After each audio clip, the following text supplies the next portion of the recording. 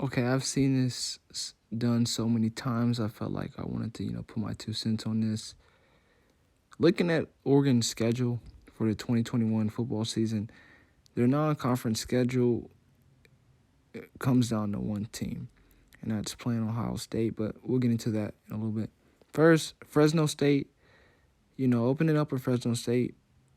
This is a game they're going to be favored to win.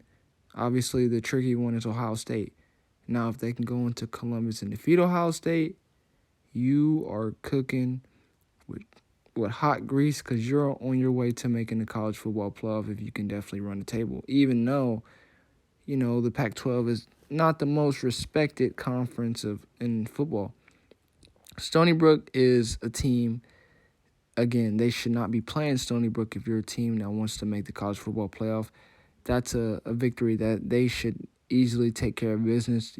You then followed up with Arizona. Arizona is a team, they were terrible last year. I believe they fired their coach. Come on, man.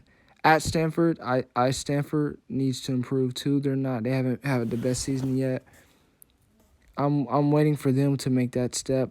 I don't know if this is the year for Stanford to make that jump to be in contention for a Pac-12 championship. A bye coming up, they're gonna love that, I guess.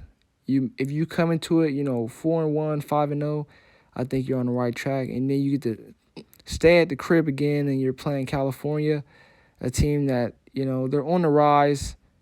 But, are they really going to win 8+ games? UCLA, Colorado, Washington State. This is a very favorable schedule.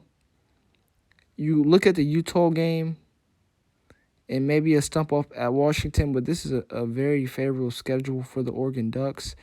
I believe they are easily I'm not giving my prediction yet, but it is very likely that they can win 10+ games.